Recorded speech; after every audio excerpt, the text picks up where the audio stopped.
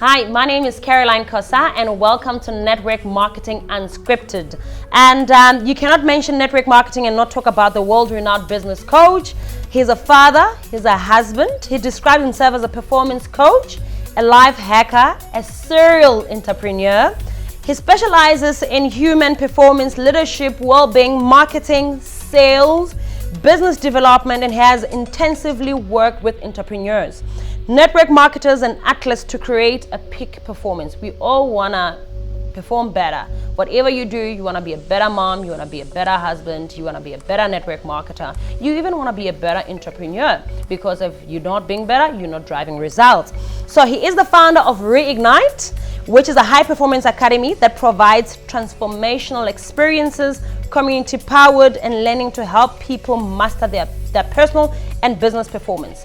So it's a network, it's a community on its own that helps people to even build relationships and influences. He has been recognized as one of the world's top 3 home business trainers. He was also #1 sales recruiter for 2 large multinational companies, which resulted in him developing teams that have turned over multiple millions of dollars in annual sales. I say, we in rand, take me to euros. So I'm talking about one and only James Yates. So James, welcome to South Africa once again. Thank you so much, Caroline. It's so great to be here. I'm happy you're here. So now, how were you introduced to the concept of network marketing? You know, I was 18 years old, was on the final day of high school, and I got a call from my best friend's father, and he said, James, I've got an opportunity for you. Would you be open to taking a look? And so I went over to his house. There was a room of about 20 or 30 school kids, and I was the only one in the room that said yes. But they presented a network marketing opportunity, and it was quite an amazing start, because I saw it as a way to integrate at that point into my passion for health, because I was a fitness trainer. And so I was able to look at the product side of that company and basically look at how I could integrate it. And I began at that point, and for 5 years, I literally just dabbled in it, but it gave me the opening to really, where it took me from there to now. So from where you were at that point, how would you define network marketing? Look, at that point, I defined it as an amazing vehicle to be able to help a good product get to an end-line consumer without any of the middlemen, and that's how we were really, positioning it at the time. Nowadays, I see it so much more than that, but at the time, it just made sense to work with a model that really surpassed the traditional route of getting a sale to the marketplace as well. Okay, and how would you define network marketing right now? Oh, look, it's an amazing vehicle still for product, but at the same time, it provides so many people so much hope and freedom to be able to live a life of their own design. And I think if you look at the way that the industry has evolved, now with access to social media and being able to reach a lot of people as well, it's pretty exciting to see what type of products are now using the profession. In fact, I would say back when I first got involved, I saw this as an industry. I now see it used by industries as a vehicle to get out to the marketplace. So you're seeing more and more mainstream companies realize the power of word of mouth, and network marketing is the best vehicle for that. Okay, so is it now used more as an instrument to drive results? Yeah, absolutely. I mean, social proof, likability, trust, they're the types of things that people connect with people on anyway. So, if you told me about something that you love using and I've got that likability and trust, I'm always going to utilize it. So you're seeing a lot of brands identify that even if they're not network marketing brands, they're still using a network marketing model, often in terms of some form of reward system to build a team. That's true. I'm noticing that even here in South Africa. Now, people identify network marketing as the business of the 21st century. And what would you say regarding that? Well, I think, you've got to look at where it's come from. I mean, if you look back to the pre-1800s, it was all about word of mouth, but likability and trust with the early traders. So if you had a cow and your neighbor had hay, you might swap them often if they both benefited each other. And so business was always done based on a handshake and based on that likability and trust. We then saw it link in the 1800s, late 1800s, into a new model, which was direct selling for the first time. And direct selling was when there was a company with a product that allowed an individual like you and I to get that product out to an end-line consumer, and we didn't have to create the product. That's an amazing business model in itself. And that was unique, and we saw some big companies evolve then. In fact, one of the top companies in our industry is still around now, multiple billions of dollars, and it was established in the 1800s. Then you saw network marketing, the way we started to know it, in the 30s, 40s start to kick in, which was the multi-layer. So it wasn't just me selling to one person, but it was being rewarded for building a team. And if you look at the evolution, it then went through more morphs and more changes where, after the war, 1945 to 50s, we started seeing home parties. And so people were now gathering around this industry. They were excited about this industry. And then we saw the emergence of a few different changes. I mean, in the 70s, there was a big legal case that happened in this industry that where the Federal Trade Commission basically said to one of the biggest companies in the industry, you're a pyramid scheme. And the FTC lost that case. The company won. And the reason that was so powerful is because they won on the basis of principle and being able to define exactly what network marketing was all about. Back then there was a lot of illegal pyramid schemes mixed in with the industry as well.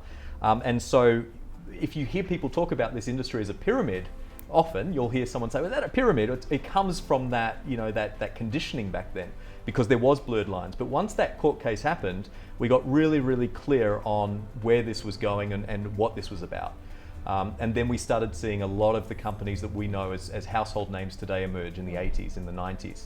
And then with social media, that has now taken the industry, into the homes of people on the other side of the world that we've never really met before, yet we're able to talk to them and do business very quickly. So, to go back to what you're saying, I mean, there's been this massive journey that the industry has been on, and it continues to transition. And for us, it's about understanding where we're at right now and not looking too far ahead, because things are changing that fast with technology, but also just understanding that if we're not innovative and adaptive, then we could be left behind really quickly as well. So it is the business of the 21st century. Absolutely. You mentioned one of a power word that it's quite, what's the word? It's all over social media. It's all over everyone. There's this confusion between a pyramid scheme and network marketing. What do you say distinctively? What is the thing that says this is a network marketing company, it's legit, and this is a pyramid scheme? Customers. So, a network marketing company that's legitimate has customers that are using a product consistently. And, a lot of the time in a pyramid scheme, that's where, people buy into something, they don't get anything tangible for it. And so they work their way to the top of something, and eventually they collapse. And they collapse because they're illegal, firstly. Someone goes and takes all the money. And they're not tracked by governments. They're not able to be tracked in terms of the intrinsics. So the legalities of the That's right. So when the government does find out about it, it's like, whoa, stop, right? Stop immediately. So that's illegal. 100%, defined by law all over the world. Whereas a network marketing model has a product that genuinely needs to be consumed by an inline consumer. And that consumption these days can also be services. They can be obviously products, whether that's in the personal care or the nutrition. I mean, there's a variety around it. I got you. But that's the real difference between the two. Would you encourage someone to go into network marketing? Yes and no. Okay. I believe this is an industry that can help a lot of people, but I believe it's all about alignment for people as well. It's too often we think that someone else wants what we get excited about.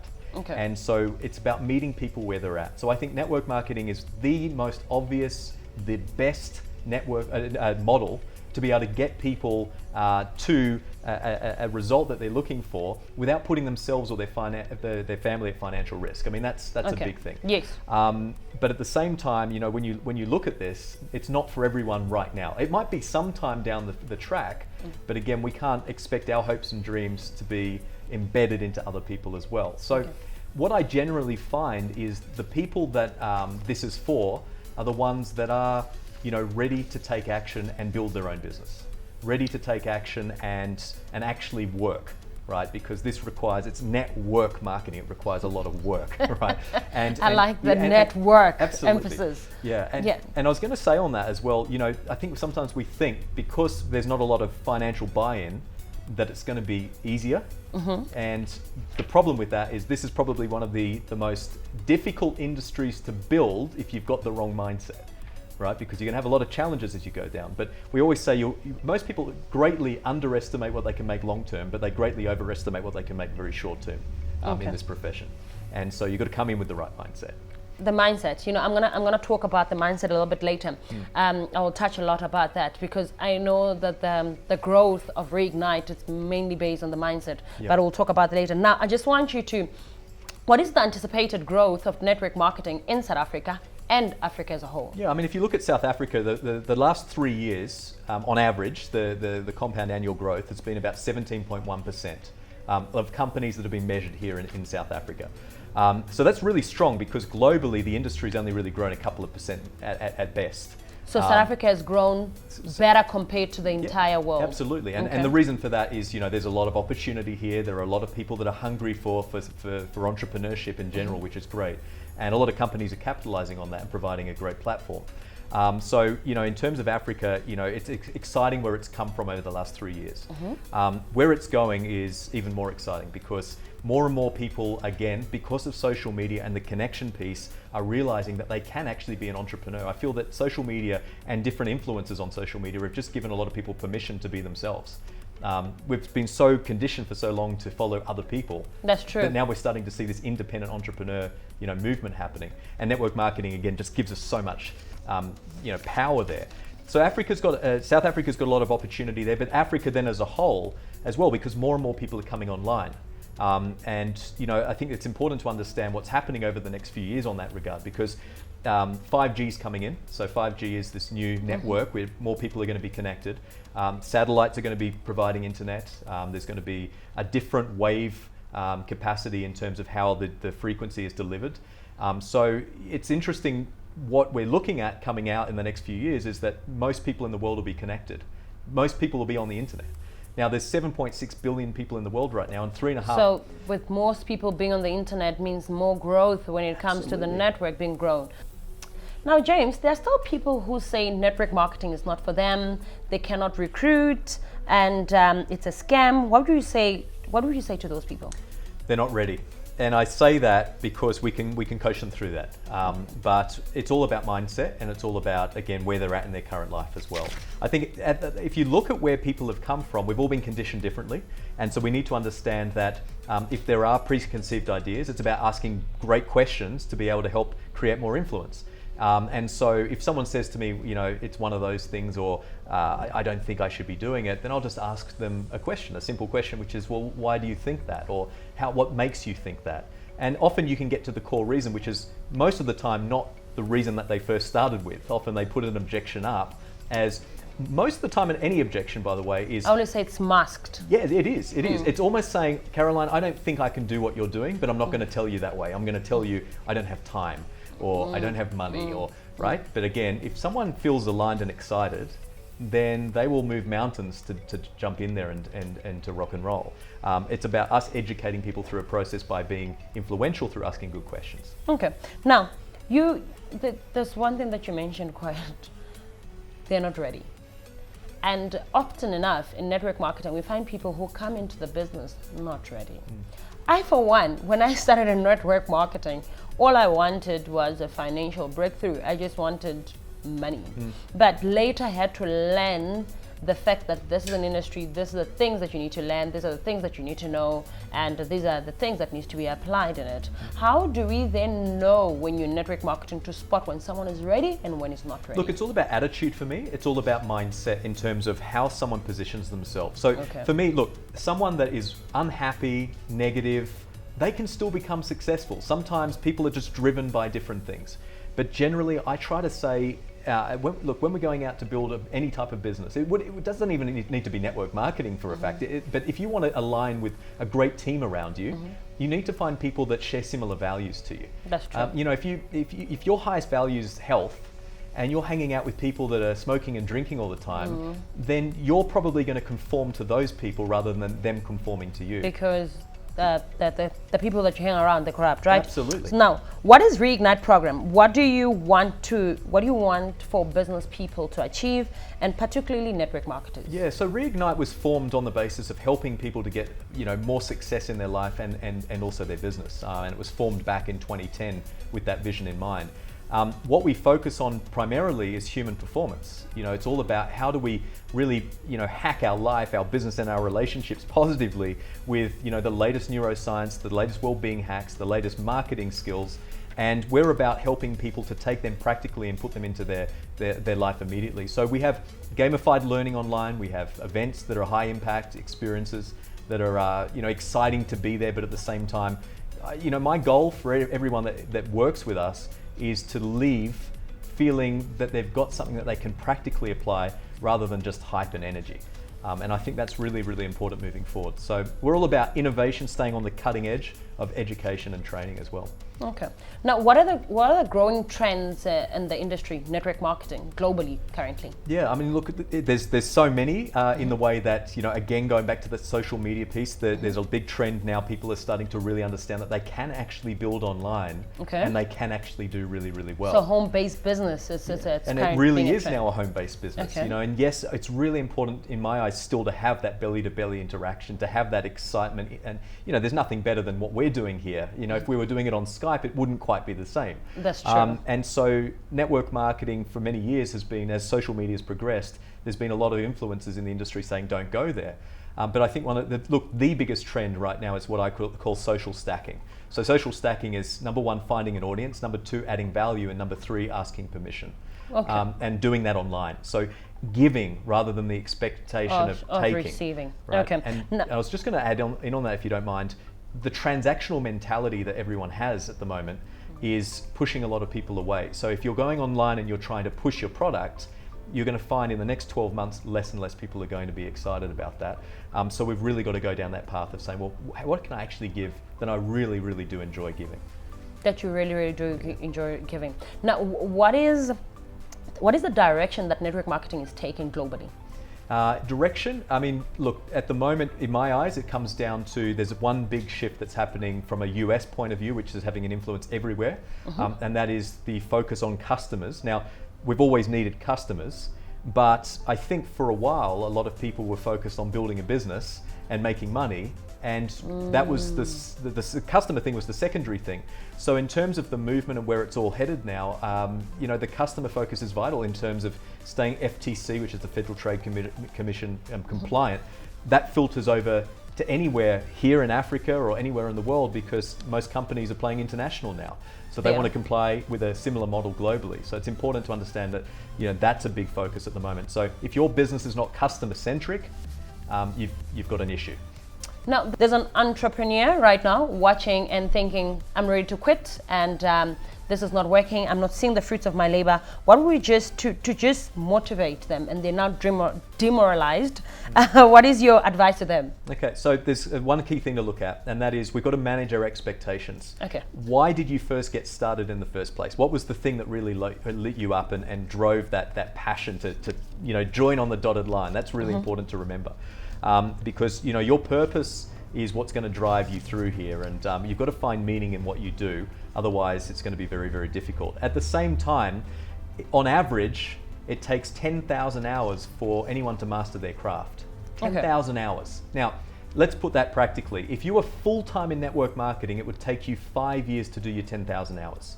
If you were part-time in network marketing, 20 hours or less a week, it would take you 10 years or more to do your 10,000 hours. So what I would be saying right now is do your 10,000 hours and then decide whether you want to leave it or not, or whether you want to stop. Because most of the time we've got to do our time and then practically within that time make sure that we're plugging in and developing ourselves as people. That comes down to the human performance piece again, so that we're growing and we're feeling optimistic even in the downtimes. So rather than being an emotional builder, which is I'm not getting a result, it's not working, I'm going to quit, it's being permanent protocol producing by basically saying, no matter what, I'm going to do my 10,000 hours and I'm going to keep doing what I'm doing until I do my 10,000 hours. Yes, I'm going to make tweaks. Yes, I'm not going to do the same thing over and over if it's not working, but I'm going to stay in there and I'm never, ever going to quit, because that's really, the one thing I see, which is sad, is so many people give up on their dreams before their coach did, before their mentor did. Their coach and mentor saw it for them more than they saw it for themselves. And, we can learn some lessons as a coach and mentor to not want it for someone more than they want it for themselves as well. Otherwise we get affected, right? But at the same time, we've got to make sure that people are going back to that first piece I mentioned, which is manage your expectations. What did you want to get out of this? Sure. I think what I'm taking out of this is managing your expectations and also investing time into it. Yeah. Because more, and also an advice to me is to stop dreaming for people. Yeah. You know, because I end up being the one that dreams more for you. Yeah. Now, you work intensively with performance and developing people. In your experience, what are the main reasons people quit the industry? There's three things. Okay. So number one is that people join for the product and they don't get a product result, right? So Okay. they expect, let's say it was a skin product, right? Okay. They put it on their skin and then after a month they didn't see anything. So they Okay. go, oh, it's not working. Number two, they join for the money and they didn't get a money result, right? So they leave. Number three is they didn't feel like they belong. That's the culture piece. So you see, if you've got the product not working and the money not coming in, but you feel like you're part of a family, you're going to stay. And so it's important that we first look at building the culture and the foundation piece right up front. And that is, what do I want to be able to grow when it comes down to my community? What is the feeling that people get when they're there? Whether it's online, whether it's in a WhatsApp group, whether it's at an event, what does that feel like? What does it look like? What does it smell like?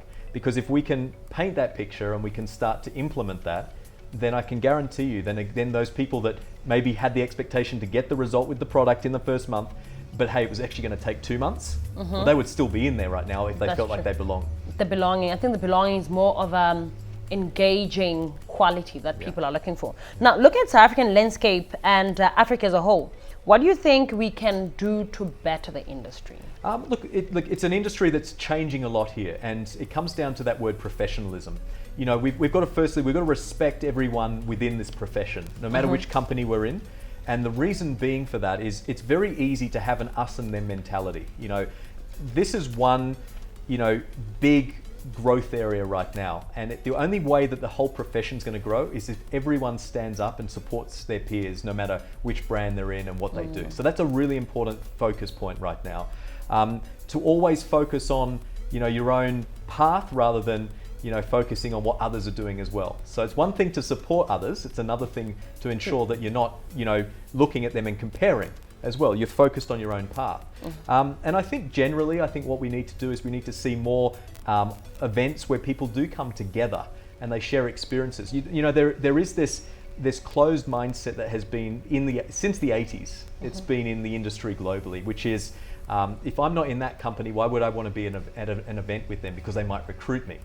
So it was competition mentality. Yes. Where now we're in collaboration in terms of where we are in the world, right? Yes. Collaboration is the new competition. So I believe what we need to be able to do is be able to learn from each other and apply that in our own backyard as well, like all other industries do. So Sure. I feel like we've got some way to go, but it's exciting as well, because those that implement all of that right now are going to do very well. Okay. One thing, globally, we're seeing a lot of people who go into a network and they try and do 2 networks concurrently. What's your take on doing that? What is the success rate on doing 2 networks or 3 or 4 or 5 networks concurrently? Yeah, my take is really, really clear, and that is, one focus. Don't compete with yourself. Imagine Usain Bolt all of a sudden started playing basketball at the same time he's trying to run the 100 meters. It just doesn't quite work. Hey, you might do well, but it doesn't quite work. So we need to look at that whole piece importantly as well. So, yeah. Over the past weekend, you hosted Enhance and Evolve event, Reignite event. How was it? Yeah, really, really amazing. I mean, we had such beautiful people in the room, high energy, so many people represented from over 20 different companies as well. And we focused on life hacks on how to really get your mind right and understanding a little bit of neuroscience as well. This is really interesting right now because the more we understand how our brain works, the more we understand how to really hack our results with everything else we do. We focus really heavily on belief systems, all the way through to actual business building systems, so knowing what to do and what process to do them in. To gain maximum duplication in network marketing, you need systems. Systems are duplicatable, tools are interchangeable. So many people don't have systems in place, so we focus really heavily on those as well. We dived into social media in a big way. You've probably heard throughout this theme. Yes, I'm yes. a big believer of that whole Social. piece, so we've really focused a lot on that as well. And in addition to that, we've also spoken about the preparation techniques and the action techniques that are really applicable from a day-to-day perspective as well. So Wow. Lots of great feedback, energy's been high, and looking forward to coming and doing another one. Next year. Yeah, absolutely. Wow. Thank you very much, James, for being our guest. We really appreciate your insight, and we really appreciate the pace that you've given South Africa. And I personally appreciate the efforts and the time that you invest in the industry being network marketing, and also in us people who are in network marketing. We're learning a lot. Thank you. And I hope everyone there at home gets an opportunity to then also follow you. So if you want to interact more with James, if you want to learn more from him, you're welcome to follow him on Facebook, James Yates, on Instagram, the James Yates. Don't forget to subscribe to our channel so that you're always kept on the loop on what's happening in the industry, and also the who's who in the industry, and also learn more about the industry, who's doing well, who's not doing well, what to look out for, what are the legalities. As I promised you, I'll be getting more people from the legalities in South Africa to help us align with compliance. Thank you. My name is Caroline Foster.